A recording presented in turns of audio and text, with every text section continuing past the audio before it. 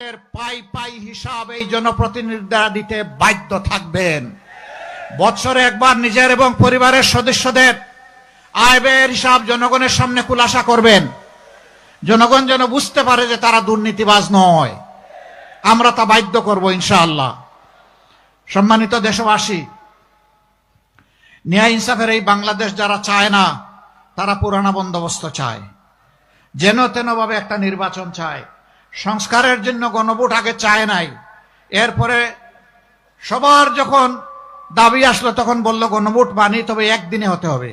আমরা বলেছিলাম যে আগে গণভোট হোক তারপরে সাধারণ নির্বাচন হোক, মানলো না। এখন গণভোট তাদের দাবি মেনে নিয়ে একদিনেই হলো, এখন বলে যে গণভোট আমরা মানি না, গণভোটের দরকার নাই।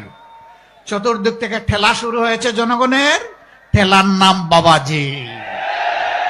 এখন আস্তে আস্তে শিশুর মতো মুখে ফুটতে শুরু করেছে গণভোটে হা বলুন। এই গণভোটে হা আমরা আগেই বলে দিয়েছি। গণভোটে কি বলবো? হা মানে আজাদি, না মানে আজাদি না গুলামি। ইনশাআল্লাহ 12 তারিখ প্রথম ভোট হা, সমস্ত জনগণকে সাথে নিয়ে। দ্বিতীয় ভোটটা ইনসাফ ভিত্তিক সরকার গঠনের জন্য।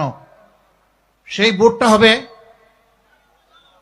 এখানে দাড়িপাল্লা, পাশে ছাতা, কোন জায়গায় ঘড়ি, কোন জায়গায় খেজুর গাছ, যেখানে 11 দলের যে মার্কা আছে, কোন জায়গায় এনসিপির শাপলা করি, যেখানে যেটা থাকবে ইনশাআল্লাহ সেখানে সেই মার্কার পক্ষে আমরা সারা জনগণকে সাথে নিয়ে দাঁড়ায় যাব। আমরা কথা দিচ্ছি, আমরা জামাতে ইসলামীর বিজয় চাই না। মন খারাপ করছেন? আমি সিনসিয়ারলি বলতেছি, আমরা জামাতে ইসলামীর বিজয় চাই না। আমরা চাই 18 কোটি মানুষের বিজয়।